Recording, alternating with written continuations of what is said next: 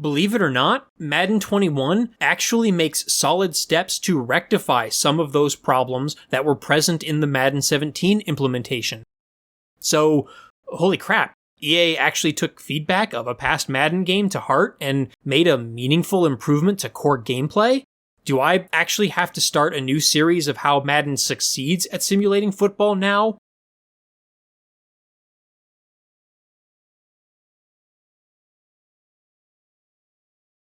Welcome back, video game football fans, to my ongoing series on how Madden fails to simulate football. In the previous video in this series, I discussed how quarterbacks in real football go through their progressions to find open receivers to throw to, and then the second half pulled a little bit of a bait and switch and turned into a pitch for the return of the QB vision mechanic, or something analogous. Surprise! I actually thought that video would get a lot of blowback considering how unpopular the QB vision mechanic was at the time it came out, but much to my surprise, both episodes so far have been exceptionally well received by my audience. Not a single dislike on episodes 1 or 2 yet, as of the time of this recording. So, thanks for being supportive and also for keeping an open mind. Anyway, in that episode, I also briefly talked about how the goal of the defense is to cover the primary receiving threats long enough for the pass rush to disrupt the play. In the best of cases, the defense can cover the receivers long enough to sack the quarterback or to force him to make a bad throw into coverage that is possibly intercepted. But sacks and interceptions aren't really the goal of the defense. The defense will of course be happy to take them when they happen, but no defensive play is really designed to force a sack or an interception. Truth is that a lot of relatively mundane outcomes, at least from a spectator's perspective, can be complete unqualified successes for the defense. Forcing the QB to throw before he can make his reads and set his feet so that he throws an inaccurate ball is a success for the defense. That is true whether the QB deliberately throws the ball into the 6th row of the stands, or if his rush to release the ball puts it inches out of reach of the receiver's outstretched fingertips, or if his inability to set his feet results in a weak, wobbly ball that bounces harmlessly at the receiver's feet. Or maybe the defense tips the pass or knocks it down such that the play gains no yards. All of those outcomes present unqualified defensive success. If a defense can do this for 3 consecutive plays and force the offense to punt, then the defense did its job, even if it isn't flashy, doesn't show up on a Chris Berman highlight reel, and doesn't light up a stat board. Heck, even forcing a check down that is completed for positive yards, but which does not result in a first down, is still a successful rep for the defense, and it's especially successful if it happened on a 3rd or 4th down. Of course, the defender who wants to pad his stats with a sack or interception and get a big payday next time contract negotiations come along might disagree. EA's Madden video games apparently also disagree. Since the pace of play in Madden is sped up to facilitate the shortened length of quarters, see the first video in this series, gaining yards and making first downs is really easy for the offense. But yet, sacks are somehow paradoxically still too common.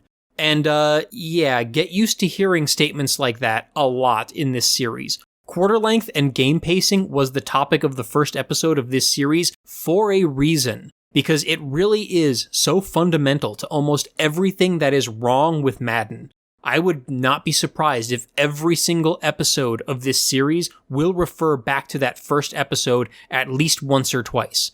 Anyway, in Madden, pass rushers either have no impact on the play because the QB can see the entire field and can hit any receiver on the field with the press of a button, and hey, there's a callback to the second episode too.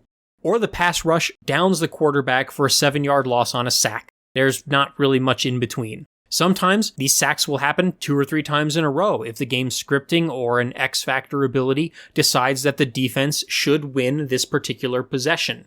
When playing Madden on 15-minute quarters, it's not uncommon at all to see each team piling up 5, 6, or even 7 sacks by the end of the game. And for reference, good NFL defenses usually average 2 or 3 sacks per game and maybe 1 or 2 more in a particularly good game. You can adjust the difficulty level or the pass blocking AI sliders to reduce the frequency of sacks, But then this leads to the opposite problem of the pass rush being almost completely irrelevant to the game, and QBs having the opportunity to complete more deep shots that inflate completion percentages, inflate passing yards, and inflate final scores. The pass rush in Madden has just never felt like it disrupts the offense or the quarterback in any real, tangible way. This goes far beyond the simple fact that the pass rush does not disrupt the timing of throws or the quarterback's progression. Otherwise, I would have covered this all in the previous video. I also want to preface this particular episode with a disclaimer that I do not yet own a PS5 or an Xbox Series X. Maybe if one console or the other had a kick-ass must-play new game to accompany its launch, I would have been much more inclined to want one, but apparently neither Sony nor Microsoft felt it necessary to release any games to play on their new $400 game consoles. So, whatever. As such, I'm still playing Madden on a PS4 Pro. So all of my critique of the game is based off of my experience playing on the PS4 over the past few years, and also, of course, informed by my experience with Madden going all the way back to the original PlayStation. And, I mean, heck, I actually still have my copy of Madden 95 for the Genesis. Anyway, it's possible that the next-gen version of the game has maybe improved on the subject that I'm about to discuss, and I'm just not aware of it yet because I haven't had a chance to play it. Well, I did actually have an opportunity to play one single hour-long session of Madden on a friend's PS5, and I will admit that the game did feel considerably smoother than the PS4 version that I'm used to playing, but at the same time, it also showed the same inconsistent gameplay and apparent AI manipulation that has plagued Madden games on the last 2 generations of consoles at least. So I will give some impressions of my PS5 gameplay experience from that gameplay session wherever relevant, but a single gameplay session isn't a large enough sample size for me to say with any degree of confidence that next-gen Madden has or has not improved. So take anything I say about that with a grain of salt. With that out of the way, let's begin. One of the ways that Madden has historically routinely failed to model football is that the pass rush rarely, if ever, disrupts the quarterback's throwing motion or timing. This hasn't always been the case, and in fact, I don't even have to go back to a game from 2006 this time around, because iterations of Madden on the current generation of consoles made attempts at solving this very problem. One of Madden 17's heavily promoted new features was the ability of defenses to hit the QB during the throw, causing the QB to throw either a lame duck pass or a gutter ball, or worse yet, being strip sacked. This mechanic made passing the ball much harder in Madden 17. It severely punished QBs who spent too long in the pocket, and it also limited the ability to wait to the last possible moment to throw, because doing so would more likely result in an easily intercepted lame duck pass or a strip sack.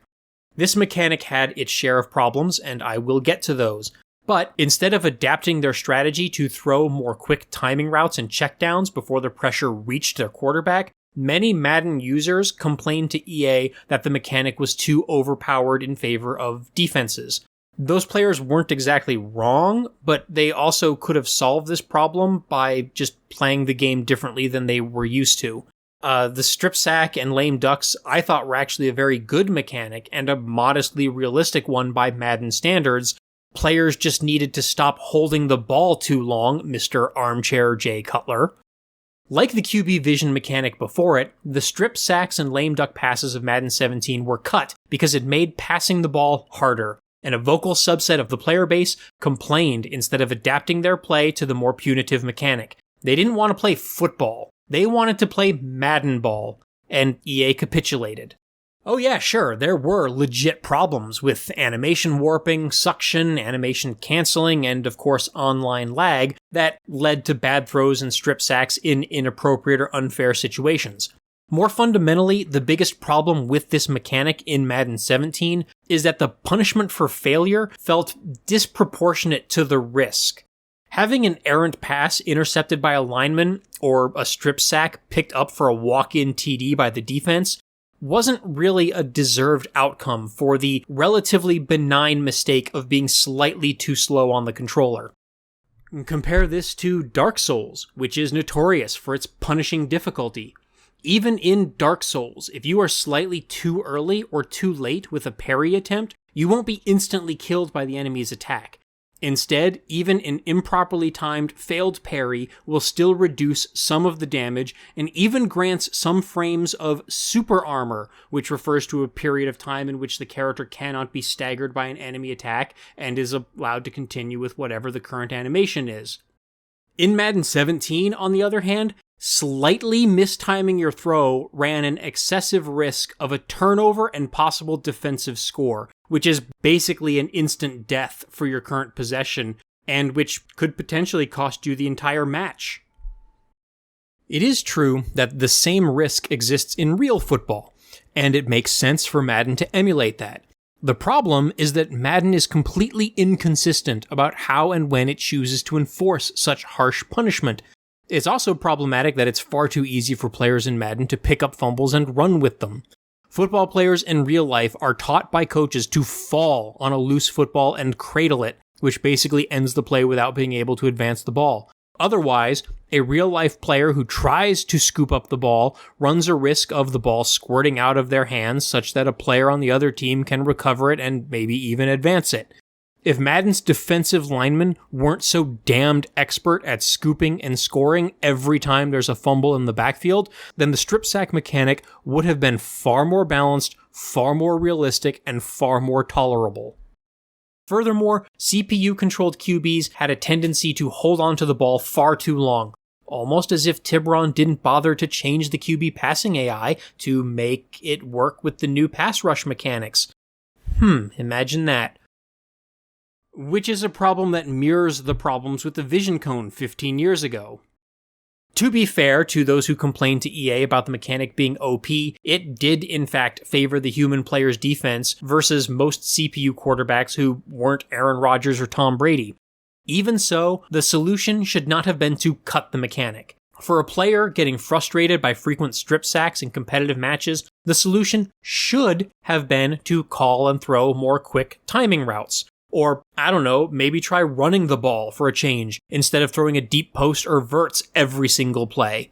From Tiburon and EA's standpoint, the solution should have been to fix the damn game engine. Or, maybe as a stopgap measure, add a slider for how quickly the CPU QB gets throws off. That way, users could custom tailor the experience to whatever they think is fair and challenging. But I get it. When you only have 20 minutes of regulation play in a competitive ranked match, you don't necessarily have time to build a game plan around 3 or 4 yard out routes, hitches, and runs. Even though some of the most successful offenses in the history of the NFL were built almost entirely around those concepts, the shortened length and faster pace of play of Madden makes such game plans far less viable.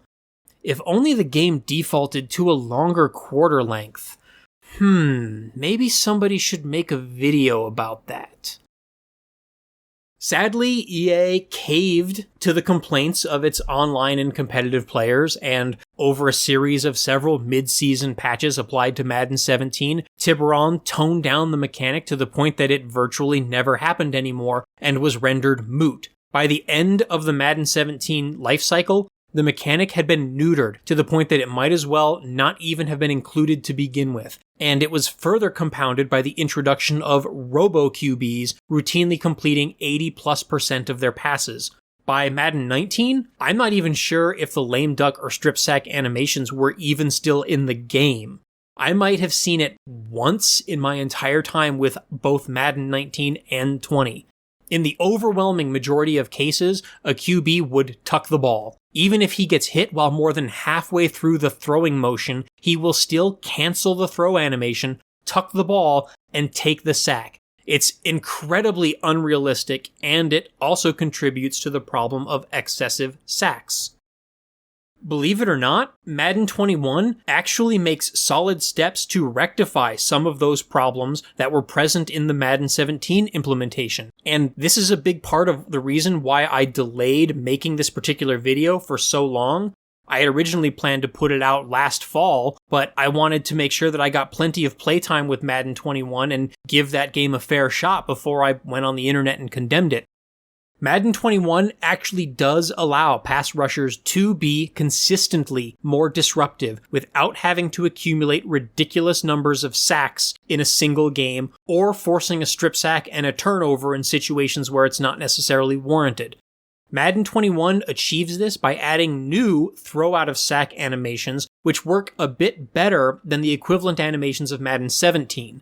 The new animations don't pop the ball up into the air, allowing a defensive lineman to intercept it and run it back for a walk-in defensive touchdown. Instead, Madden 21's animations usually cause the QB to drill the ball into the ground, an incompletion. No loss of yards, no turnover, just a mundane outcome, but still a win for the defense, exactly like how real football works, as I mentioned in the opening of this video. So, holy crap. EA actually took feedback of a past Madden game to heart and made a meaningful improvement to core gameplay? Do I actually have to start a new series of how Madden succeeds at simulating football now? Well, I'm not entirely convinced. Remember what happened to this same mechanic in Madden 17? Remember what happened to the QB vision cone? Or the targeted passing of Madden 18? History has shown that any new mechanic that adds complexity or challenge to the passing game in Madden will be met with a lot of resistance from certain vocal segments of the fan base, and such mechanics tend not to last long. Even though Madden 21's throw out of sack animations do indeed work far better than Madden 17's equivalent animations, EA and Tiburon have not imbued me with confidence that the mechanic will remain in the game for long, let alone become a permanent fixture of the series' gameplay. In fact, this feature already seems to have been tuned down considerably since Madden 21's release. By the mid-season patches, I was already seeing QBs tucking more and more passes instead of triggering a more appropriate throw out of sack animation that was happening when the game first launched. So the process of slowly removing this very realistic feature and returning Madden's passing to its older, simpler, easier state seems to have already begun. I did notice some nice throw out of sack animations in my brief playtime with the PS5 version of the game, so perhaps EA isn't tuning the next gen versions as hard as it is the current gen versions. Maybe we can take this as an indicator that the feature will be retained in the next generation, and that it might continue to see further improvement. Only time will tell. Even though I mostly liked Madden 17's implementation of the throw out of sack mechanic, and Madden 21 is actually a rare case of a successful iteration of a previous idea from years prior, I will still confess that the mere inclusion of the throw out of sack mechanic still does not do a great job of modeling how real NFL defenses generate pressure and disrupt the opponent QB. That is because the even bigger failure of Madden to simulate football is the way that it implements its blocking animations, especially pass blocking. Blocking animations in Madden are very binary. A player is either being blocked or he isn't. There's almost nothing in between, and there's very little transition from one state to the other. Madden's blocking logic will usually just cycle through a looping blocking animation while the block is engaged. During this time, Madden rolls the dice repeatedly against the blocker's block rating and the defender's break block ratings until it gets a value that either says the blocker should pancake the defender or the defender should beat the block. It is actually a little bit more complicated than this because the blocker and defender have multiple ratings that the game has to check against. Defenders have ratings for both power rush and finesse rush, for example. Although I'm not sure exactly how all this works under the hood, so I can't really talk to that effect. Before a win or loss is rolled, the blocker and defender often just lock arms and cycle through animations with very little variation, making it look as though your blocker has the defender much more locked down than he maybe probably actually does. This makes it very hard to read the integrity of the pocket and to sense pressure in the way that a real-life quarterback would. If a defender beats a blocker on, say, a spin move, he goes immediately from that fully locked up animation to spinning and instantly being released by the blocker, with very little transition and nothing in the way of red flags to indicate that the defender has an advantage. The blocker makes no attempt to stay with the defender or to slow him down, either during or after the break block move. The blocker basically just gives up. A defender in Madden can go from being completely blocked to being completely free to lying on top of the QB all in the span of a single second, far faster than the capacity of the average human being to react. To be clear, the problem here is not that this all happens too fast. This all happens very fast in real football too, and Madden actually replicates the speed of these events fairly accurately. The problem is mostly a game design problem in terms of the lack of robust animation transition and feedback to the user. From the user's perspective, you cannot reliably read whether the pocket is collapsing because it is always either in a state of perpetually holding or it has already collapsed and a defender has a free line to your quarterback. Because of how suddenly defenders can go from blocked to unblocked to sacking your QB, stepping up in the pocket is actually a very dangerous thing to do in Madden. This is despite the fact that stepping up is usually the safest way to buy a precious split second to make a throw in real football. Doing so in Madden, however, is often an invitation for a defensive tackle to suddenly break free of a block and pancake your quarterback before you have time to react. Many Madden players have long suspected that scrambling outside of the tackles causes defenders to automatically break their blocking engagements as a sort of rubber banding mechanic in order to limit the exploitability of mobile quarterbacks. I actually suspect that Tiburon's code does the same thing when stepping up into the pocket, because the game mistakenly thinks you're trying to scramble through a gap, and it overreacts in order to limit the gain. This is probably, subconsciously, one of the reasons why many gamers were especially frustrated by Madden 17's strip sack mechanics. The difficulty of reading the stability of the pocket made it hard to tell how long you can hold the ball, and whether a checkdown is even necessary. This has always been a problem with Madden, but having all those strip sacks and pick sixes by D linemen highlighted and exacerbated this issue. Between the overly punitive nature of the scoop and score and the unreadability of the pocket in general, it wasn't just a matter of Madden not adequately representing the sport that it is trying to model, but it was also just plain bad video game design. It doesn't help that Madden games have been awful at creating good passing pockets for a QB to feel or to step up into. It didn't used to be so bad. Madden 17 made decent pockets. This is one of the many reasons why I used to prefer the slow game speed in earlier versions of Madden. I'm not an NFL quarterback. I can't read and react to a defense as quickly as a trained professional NFL quarterback. Slowing down the game speed allows me to make reads at a timescale more reasonable for the average 30-something-year-old gamer whose reflexes admittedly aren't as fast as they used to be. My own slowing reaction time aside, I do still feel like the gameplay of Madden is faster than actual football, and that probably is owing to the game trying to squeeze a match into the shortened 20 to 30 minute format that EA insists on forcing us to use whenever possible. To make matters worse, Madden has lacked a concept called a reach tackle or a reach sack. This is a set of techniques whereby a defender who is engaged with the blocker will reach one or both arms through the block in order to grab at a runner or swipe at a QB's throwing arm. A variation of this concept was added to the game a few years ago. I think it might also have been Madden 17, but it was severely limited. In real football, reaching through a block like this would rarely result in a tackle or a sack. Instead, it would slow down the runner, allowing another defender to make a clean tackle, or in the case of a pass, it would destabilize a QB's throwing motion, resulting in a bad throw. In Madden, the reach animation always seemed to result in a tackle or a sack. The defender would get sucked out of his block and then into the tackle, or would trigger a throw out of sack animation. This feature, by the way, seems to have been removed by the time of Madden 21's release, at least with respect to run blocking. Now a defender actually has to beat his block with a club or swim move while holding the contain modifier, the left trigger on the controller, in order to shed the block and meet the runner in the respective gap. They don't reach one arm out into the gap anymore. In the context of pass rushing, defenders should be able to reach or swipe at the QB's arm or the ball during the QB's throwing motion. This would reduce the number of sacks, reduce the game's reliance on abstract accuracy modifiers for pressure, and would allow good and great defensive pass rushers to disrupt passing plays in a much more realistic way. And hopefully it would also come along with better loose ball awareness so that the quarterback would actually know he's fumbled and would fall on the ball instead of bringing back the problem of defenders being able to just pick it up and walk it in for a touchdown.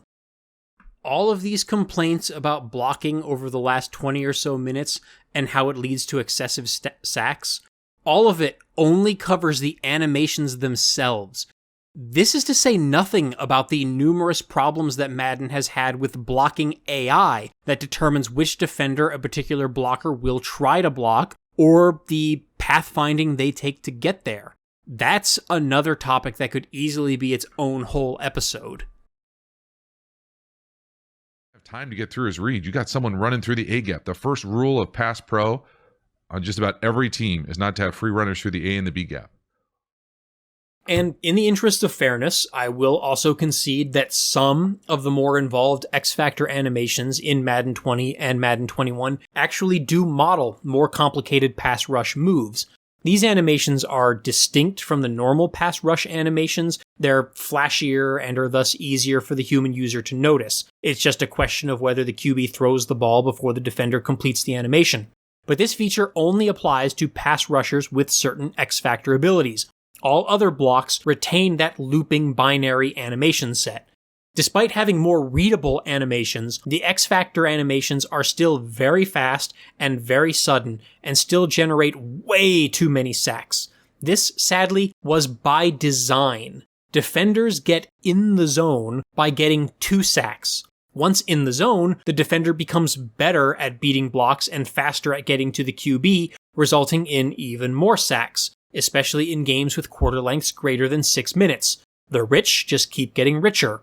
Once again, this feature is designed with quick pickup games of MUT in mind, and EA wants these players to perform at their peak for every competitive match. The end result is that these players end up with multiple sacks almost every game, with 20-minute regulation no less, even though the best NFL pass rushers only have a multi-sack game a few times in a whole season. Screw franchise players whose season stats are now all foobarred. I think Madden 21 reduced the requirement for these pass rush X factors to needing only 1 sack to enter the zone, but it's still not very well balanced. I easily had Khalil Mack breaking the single season pass record in both Madden 20 and Madden 21. Khalil Mack in there for sack number 22 on the year, and folks, that's just a half sack shy now of Michael Strahan's record of 22 and a half set in 2001. Well, for last week's performance, which was so good, he was named NFC Defensive Player of the Week. He got a lot of praise, and understandably so, from national media. Looking pretty good on that play, too. Okay, now it's time for some hopefully constructive feedback. I'm personally not a big fan of the charge-up mechanics that trigger the in-the-zone bonuses for X-Factors. I'm okay with giving elite players access to special abilities or animations that separate them from other, quote, normal players, but tying these abilities to charge-up mechanics just feels too video gamey, in my opinion, and is not in keeping with the philosophy of trying to simulate football.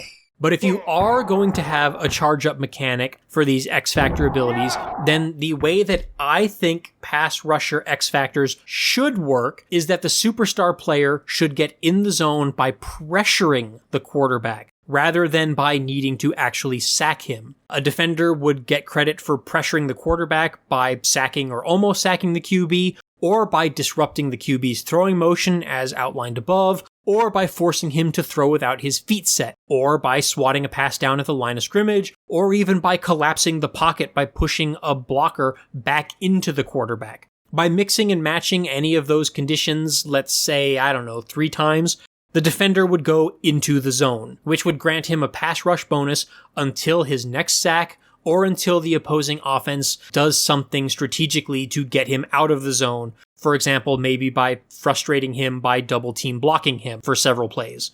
At that point, his X factor should reset. Madden already tracks stats for QB hurries, QB hits, and deflections, So I'm not asking Madden to do anything here that it isn't already capable of doing. Sadly, it doesn't seem to track these stats for individual defenders. Instead, I've only ever seen them as an in-game stat overlay applied to either the quarterback or to the defense as a whole. This leads to yet another way that Madden fails its franchise players, because quarterback hurries, hits, and pass disruptions are not tracked over an individual player's season or career. They therefore, as far as I know, cannot be used for a player's ratings progression, for awards, or for legacy score. If your pass rusher isn't getting tackles for loss, isn't getting sacks, and isn't forcing fumbles, he might as well not even be on the field as far as stat tracking is concerned. And that simply is not the way that pass rushing works in real-life football. Seriously, watch almost any NFL broadcast with a dominant pass rusher, an Aaron Donald or a Khalil Mack, or someone of the like, and you will almost certainly hear the commentators at some point in the game talk about how that player can be dominant and disruptive even if he is not recording actual sacks. Good. And then I thought that we really got after Matt Ryan with the pressures. Might not have had a bunch of sacks, but we got after him, and I think you could feel that. I do want to give Madden 21 some credit for a couple new features that deter repetitive play on the defensive line, and which actually do help, at least sometimes, to reduce the frequency of sacks. Pass rushers have a number of charges that limits how many pass rush moves they can use. Each rusher recovers only one charge each play. Each offensive lineman also gains resistance towards being beat by the same moves repeatedly.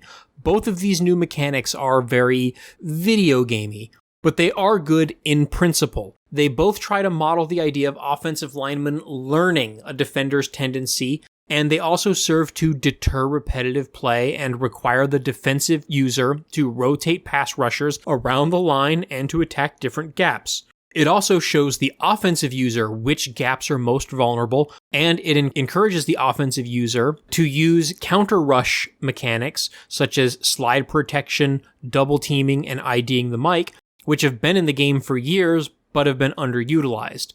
It's a good feature, which I think both competitive and sim players should be able to get behind. It doesn't actually reduce the frequency of sacks to more realistic rates, at least not for longer quarter-length games, but it does seem to at least reduce the frequency of sacks compared to Madden 20. Better yet, for sim players, this mechanic is a rare mechanic that actually scales fairly well with quarter length, so good job, Tiburon. Let's now step back and take a look at real football for inspirations on how to potentially improve pass blocking and the pass rush in Madden. Pass blocking in real football is largely about technique and competing for leverage, whether it be going for the lower center of gravity, going for inside leverage or outside leverage, or beating the opponent with footwork or hands work. A defender can still be engaged with a blocker, but still can have that blocker beat based on technique or leverage. Madden has always been so focused on the physical talents of players, their speed and agility usually being the dominant attributes in most iterations of Madden, that Madden rarely bothers trying to model technique. Technique is extremely important at almost every position in football. Actually, probably is important at every position in football. Quarterbacks need to keep the ball tight to their body for quick releases, and they need to plant their feet and rotate their hips to get the torque of their twisting body to give extra velocity to the ball. Defensive backs need to keep their hips square with the receiver and their center of gravity low so that they can change direction to stay with the receiver making a cut. Kickers need to follow through, and offensive linemen, of course, need to have both good hands and good footwork in order to maintain a block. Now, Madden is a video game. It cannot possibly replicate all the nuances of technique for every player out of the thousands of players who are in the league, nor should we expect it to. Many players in the league might play similarly because they share coaching pedigrees or they have similar physical gifts. So it's okay for there to be overlap of animation sets between different players of similar skill levels and play styles. I ultimately believe that Staley wanted Samuel on his defense that badly because he reminded him of 2018 Kyle Fuller when he was the outside linebackers coach for the Bears under Vic Fangio. In this regard, Madden could take smaller steps to differentiate how different players perform and how opponents can attack a specific player's weaknesses. Again, because of how instinctive and how athletic the Watt brothers are, most of the time when they go backdoor on a reach block, they make the play. Jalen Phillips plays the run the exact same way, and he tends to get the exact same results. For example, Madden already has attribute ratings for blocking footwork and blocking strength for offensive linemen, which is separate from the lineman's pass blocking and run blocking rating. But honestly, what the heck do these ratings do? Can anyone tell me what, if anything, these ratings do? EA's own website says that they have no effect in Ultimate Team. Do they also not do anything in simulation game modes? If not, why the hell are they still in the game? I think the original idea was that a blocker's footwork rating would counter a pass rusher's finesse moves, and a blocker's strength would counter a pass rusher's power moves. Okay, if so, that's a decent start. It's not bad, but Tiburon has apparently dropped that degree of complexity entirely. Perhaps a better way of implementing the same kind of idea would be to drop the pass block and run block ratings altogether and replace them with pass block hands, pass block footwork, and pass block leverage, along with equivalent ratings for run blocking.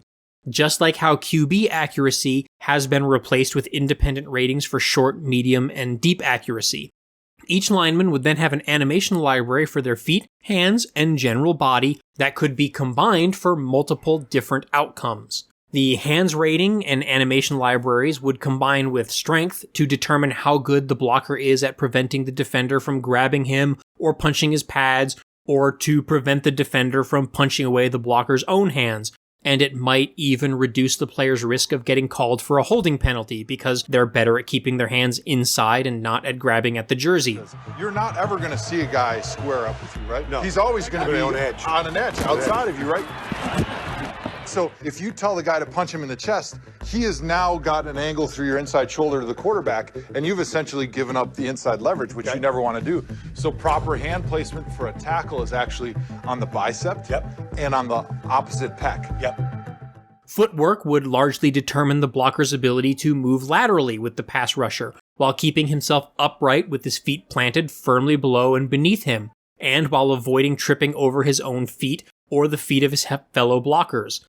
This rating would probably combine with speed and agility to access different animation libraries for preventing the pass rusher from beating the blocker to the outside and for keeping the blocker deeper than the pass rusher in order to help establish a clean pocket. Lastly, leverage would represent the blocker's ability to keep his hips and pad levels low. Leverage would combine with strength to limit the effectiveness of opposing bull rushes and to prevent the blocker from being driven deep into the pocket. Leverage and footwork could also combine with strength to prevent the blocker from being steered by a pass rusher. Tiburon could also hypothetically break up players' strength attributes to upper body strength and lower body strength. This way, the hands rating would combine with upper body strength, footwork would use lower body strength, and leverage would use both. We would then also want a similar set of ratings for run blocking, with separate attributes for determining how effective linemen are at driving defenders off of the line, at keeping defenders from spinning or reaching out of a block, and for how well the blockers reach, seal, kick out, pull, and get upfield to the second level. With ratings for different blocking techniques and animation libraries that represent those different techniques and skill levels within those techniques, the user can hopefully see little red flags in the animations that might show that an offensive lineman has been, say, stood up by a defender and has lost leverage before he gets pancaked. Or you might see that the blocker stumbles and gives up the edge before the rusher actually performs his spin or swim or rip move to get around the blocker. Instead, Madden has never really expanded beyond its basic, highly limited looping blocking animations and the 2 or 3 blocking attributes that determine how long those loops repeat. What makes this worse is that EA has done better in the past. I've been playing NCAA Football 13 and 14 as research recently for an upcoming project, So, be sure to subscribe, follow me on Twitter, and maybe even become a Patreon contributor so that you can follow the development of that project and see it immediately when it gets released. It did not take long while playing NCAA 13 for me to notice animations like this. Notice how the blocker doesn't just lock arms with the defender or even cycle through some slap fighting animations. He actually shoves the defender back, creating separation and allowing the blocker to keep between the defender and the QB, while also preventing the defender from getting his hands in the blocker's pads and moving him out of the way. This animation shows me at a glance that the blocker has the defensive end locked down. This side of the pocket is secure. You can compare that previous animation against this one from the same game, in which my left tackle loses all leverage against the bull rushing defensive end and is being driven back into the QB. I see this happening, and I know to get the ball out to one of the quicker routes before I get sacked. In my rush to get rid of the ball, I even make a bad throw into a covered checkdown receiver, which is almost intercepted. Like what might actually happen in real life. This much more readable pocket in NCAA Football 13 leads to much more organic feeling football than modern Madden. The whole line isn't just some formless blob of bodies that occasionally squirts out pass rushers seemingly at random, like is the case in modern Madden games. I can see that my blocker is going to be beat, not that he is already beat and that it's too late to do anything, as is so often the case in Madden, but that he is going to be beat, and I have to get rid of the ball now, scramble, or take a sack. Not only is the pocket in NCAA 13 more readable to the user at a glance, but that game also included a controller rumble that would strengthen as your pass protection broke down. The user can literally feel the pass rush in your hands. There is a sort of similar rumble feature in Madden 21, but in my experience, it's a lot more irregular and doesn't seem to correlate as directly to the stability of the pocket. I think the rumble effect is supposed to be tied to the quarterback's sense pressure trait, or I don't know, does that trait only affect AI behavior for non-user QBs?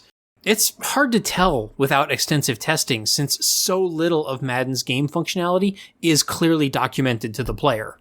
Again, the feedback to the user is just not readable in modern Madden compared to this older NCAA game. Why is this level of animation quality in an almost 10-year-old college football game that was developed and published by EA, but it is not in modern Madden? Madden also largely ignores the pass rush as a scheme. Real-life defenses will use different alignments and spacing before the snap in order to try to get better leverage for their rushers. It's then up to the blockers and the quarterback to recognize this and adjust accordingly, whether this means keeping a running back or tight end in to chip an edge rusher with a particularly wide angle of attack so that he doesn't effortlessly run around an offensive tackle, or the QB stepping up in the pocket to use the depth of the pass rush against the defense.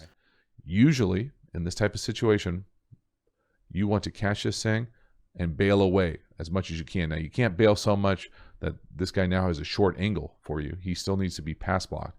But you really want to kind of set it and bail, buy time. You see Patrick Mahomes do it all the time. Give your guy a shot. Every player in Madden seems to try to be the one to make the sack, and they don't do things to help out their fellow rushers who may be in the better position or who may be the ones who are schemed to put the pressure on the quarterback. If it ever does happen, it likely happens entirely by accident. In real football, defensive positioning, stance, line stunts, blitz packages, and so forth are all designed to try to confuse the blocking schemes and to force blockers to block the wrong person, leaving someone else free to penetrate the backfield untouched, or to trick a QB into running out of his own protection and into a sack. A selfless defender will bait a blocker and steer the blocker to create an opening for a blitzing teammate. Not so in Madden, at least not unless you want to count exploits and glitches like, say, nano blitzing, or using a hot route to assign a linebacker to blitz and then manually back him off into coverage. A big part of pass defense is also trying to fill in the passing lanes so that the quarterback does not have a clear aisle to throw the ball. This is especially true for shorter quarterbacks who have a harder time throwing the ball over the blockers, or heck, maybe even just seeing over the blockers to begin with. In real football, pass protection schemes are designed to try to open up passing lanes by funneling the rushers into positions that leave large open gaps for the QB to either throw through or to scramble through for positive yards. Defenses might counter these schemes using line stunts to get their interior linemen into the lanes that the offense is trying to create, and it's up to the offensive blockers to recognize this and pass off the stunting rushers to the other blockers accordingly.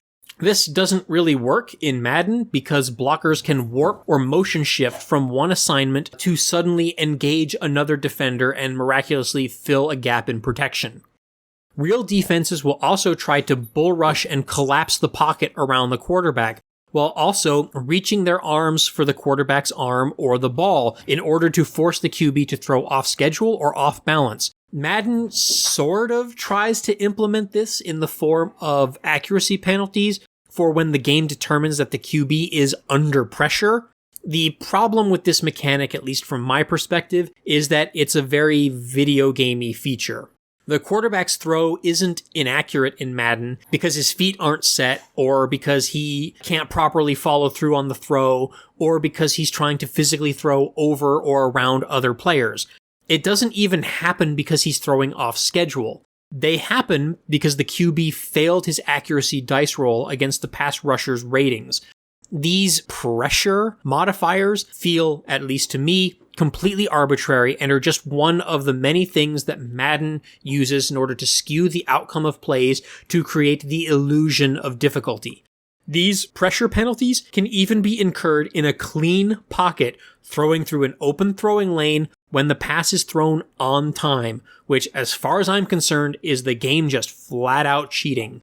In fact, if memory serves, NFL 2K5 used to have a feature whereby passes are more accurate if the user presses the primary receiver's button at the end of the QB's dropback.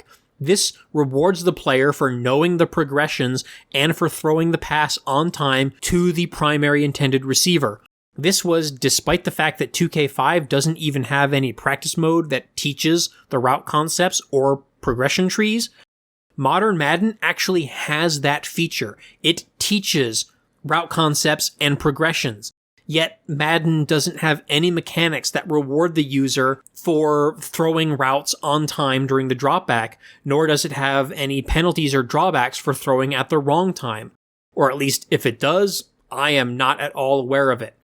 And one last thing is that another sign of a good pass rusher or of a good defensive scheme is when the defense draws a holding penalty from the offensive blockers. Good defensive linemen, especially ones who are good at staying low and keeping better leverage, frequently force holding penalties by the offensive linemen who are stuck blocking them one-on-one. Certain positioning or spacing at the line of scrimmage can also make it difficult for pass blockers to get a good leverage against a pass rusher, which may force that blocker to have to commit a blatant hold in order to save his quarterback from being ripped in half by the pass rush. Penalties in Madden, however, are completely random and are not drawn by these sorts of situational factors. Problems with penalties is another issue that could probably be the topic of an entire episode or two. Perhaps I'll talk about them more at length on a later date.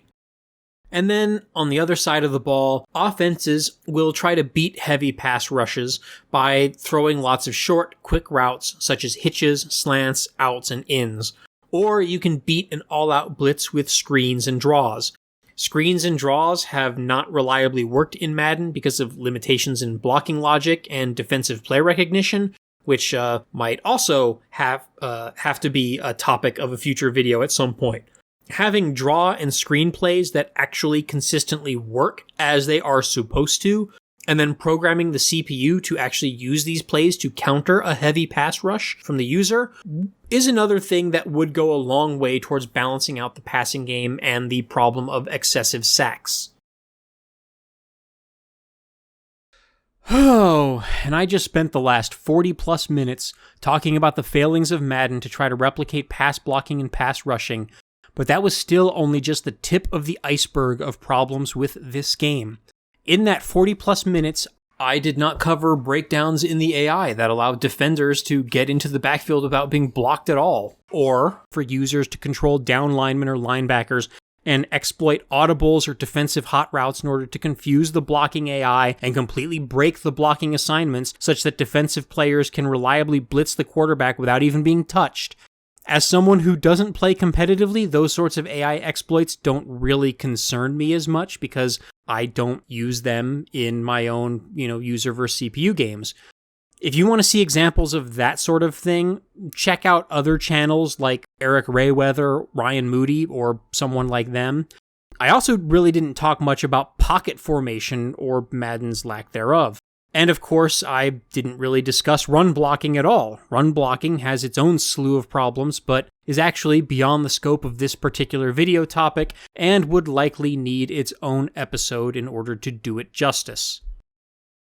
And as a last-minute cover-my-own-ass disclaimer, I don't want my viewers to think that my problems are with the animations of defensive players alone. The animations that exist in the game are largely fine. The rip, swim, and spin animations in which the defender throws the blocker to the side are actually based on real moves that real defensive linemen do perform in real football.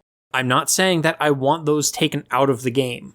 The problem that I'm trying to explain is that those insta-block shed animations feel like they're pretty much the only animations that Madden has at all. These insta-block sheds happen too often, and they lead to too many sacks because they are the only ways that Madden defenders are able to beat blocks and get pressure. Furthermore, they never have to be set up by the relative alignment or positioning of the players. They are based on a die roll and can be successful no matter how compromised the defender's position might actually be, or vice versa. What I'm asking for is that EA and Tiburon supplement these block shedding animations with additional animation libraries that allow for pass rushers to apply pressure and disrupt the play without needing to throw the blocker to the side and get a sack. And also for those same defenders to actually get statistical credit for having pressured the quarterback without necessarily needing to record a sack. Pass rushing needs to be less all or nothing and have more in-between outcomes. And for the love of Zeus, balance sack frequencies for longer quarter lengths. Well, you've already stuck with me for the past 50 minutes, and thank you for that. So I hate to make this even longer, but I do have one more little aside that I want to say as an epilogue. It was hard for me to go back and get good footage of blocking, pocket formation, pass rush moves, QB pressure, and even of sacks, because once again, post-release patches for Madden seem to have reinstated the problem of robo-QBs.